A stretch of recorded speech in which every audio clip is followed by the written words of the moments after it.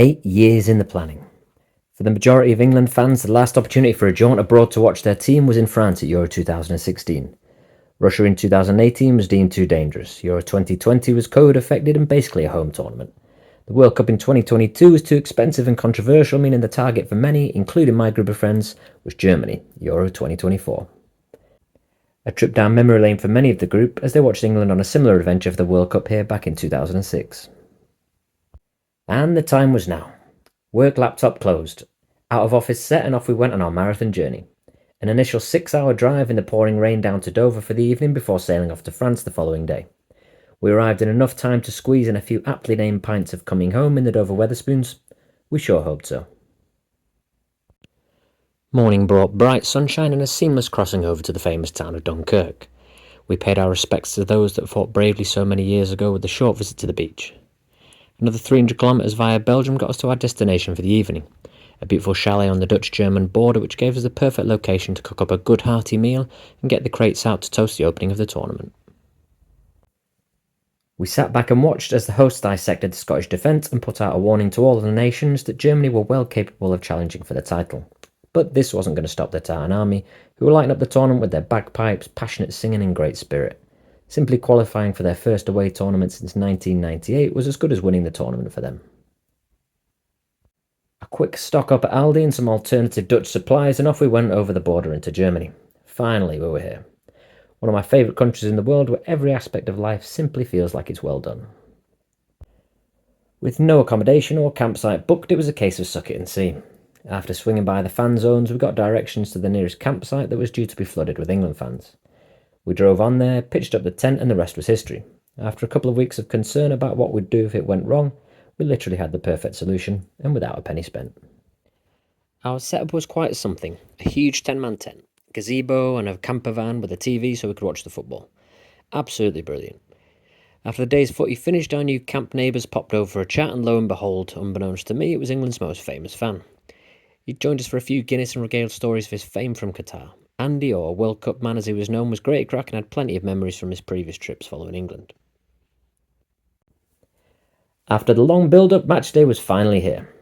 We jumped on the tram to the centre to soak up the vibes. Unfortunately, the windy weather and cold temperatures didn't help the mood too much. Despite that, everyone was in good spirits and we sunk a few beers and sung a few songs before heading back to the fan zone. The centre of Gelsenkirchen didn't quite have the charm of many German cities, and I was later informed it was one of the more rugged cities in the country. As we arrived back at the fan zone, there were thousands of England fans milling out and making their way to the stadium.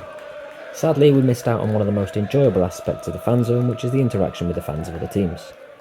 UEFA had decided that England would have a separate fan zone well away from the locals and the Serbian fans, which certainly took away from the experience. An unfortunate consequence of the news story that some Serbian fans were after some trouble.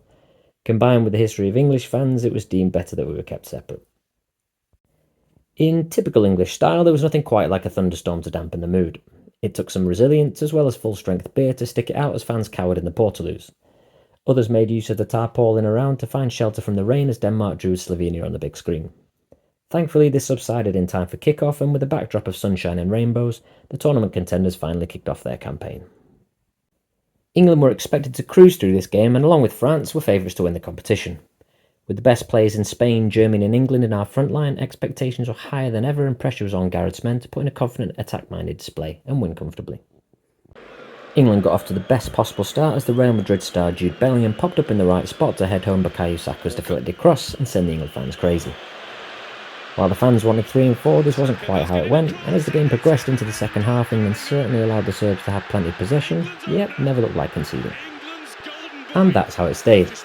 England held out for a solid enough start. We didn't light up the world, but the job was done. Given the nature of the competition, a draw in either of the remaining games would be more than enough to qualify.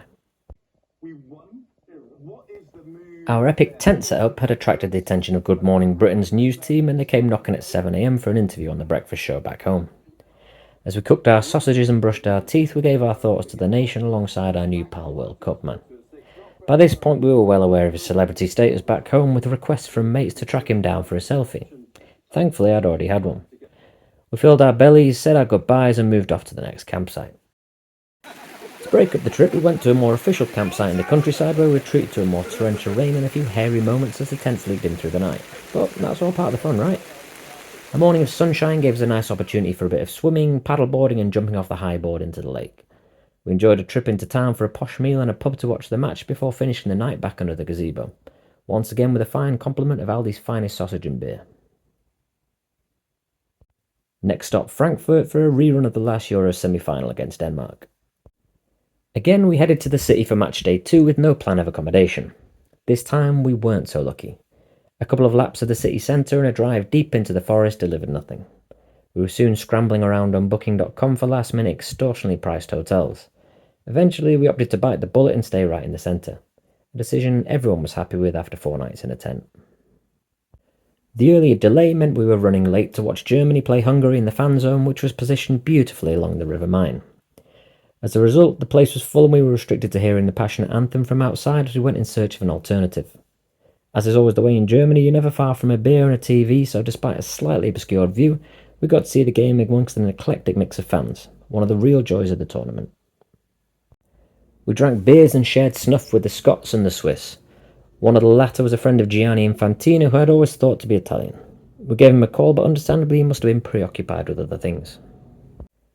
The night's second game saw Scotland snatch a point to the delight of the Tartan army, who had lit up the tournament. Their first away trip for 26 years, and by God they were making the most of it. No Scotland, no party was repeated regularly, and their supporters were receiving widespread acclaim across Germany. The late deflected goal from their regular hero Scott McTominay meant their dream of qualifying from a group stage for the first time ever was well and truly alive, and in their own hands going into the final group game against Hungary. The night continued, but the memories get blurrier.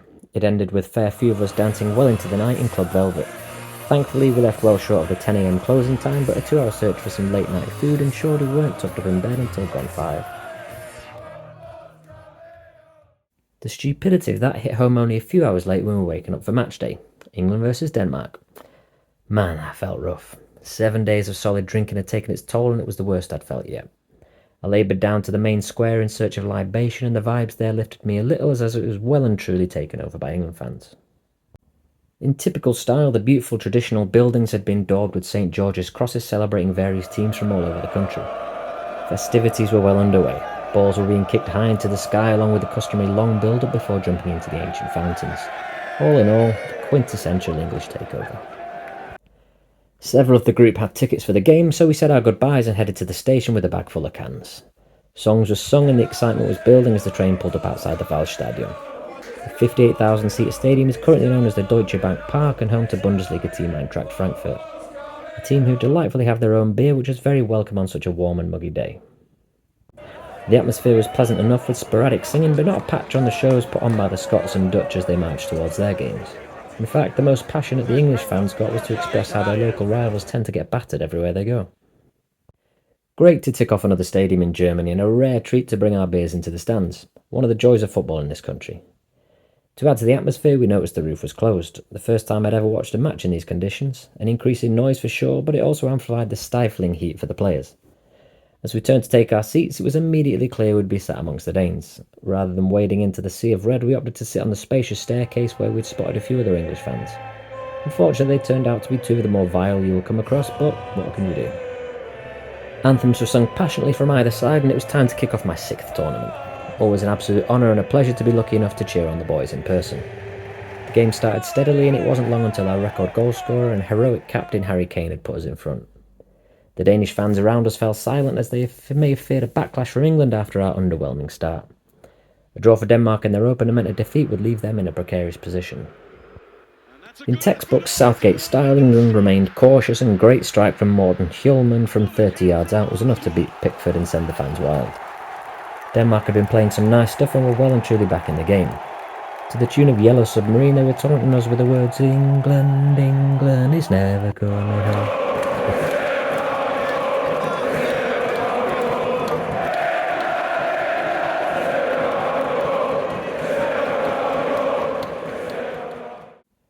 And on this form, it was hard to put up much of an argument. The game didn't really get too much better for England with an inexplicable lack of cohesion. An all-round terrible performance on a poor pitch in uncomfortable conditions. Not that this was an excuse, as Denmark is hardly known for its hot and humid climate. I have to admit, a very disappointing performance from England, one of the most lacklustre I'd seen in recent years. It certainly did nothing to bring me out of my weary hangover. England never looked like winning. nor losing, which sadly says a lot about the quality of this game. It did, however, qualify us for the next round with a game to spare, which, having been in Brazil 10 years ago, was not always a given before our Gareth took over, something the few fans that booed at the end of the game seem to have forgotten. The much-hailed German transport efficiency was having a day off as we waited over an hour for a train back to the centre. This hardly did anything to ease the desolate mood. Similar issues had also been felt after the game in Gelsenkirchen, but hard to complain too much given the free matchday travel and reduced costs for national trains. Sadly, the delay did, however, mean we missed the Spain vs Italy game that evening, in which the Spaniards built on their thrashing of Croatia and were quietly becoming the new tournament favourites. As we finally returned to the city, the mood was sombre. Understandable to an extent, as people have spent huge sums of money to come and support their team and wanted to see Foden, Bellingham and Kane set the world alight. Sadly, football isn't always as simple, and England flattered to deceive. But we just have to get better at drawing a line under it and focusing on the next game rather than crucifying a manager who has got us to a semi-final and final in his tenure. In Gareth we trust. After last night's party and an enduring day, there was time for one last symbolic beer and an early night to end the first leg of the trip. After 8 days of mistreatment of the body, it was time for some rest. As the lads started the epic drive home, I planned a tranquil few days to reset the body somewhere between Frankfurt and the destination of our next game against Slovenia in Cologne. On to the next one.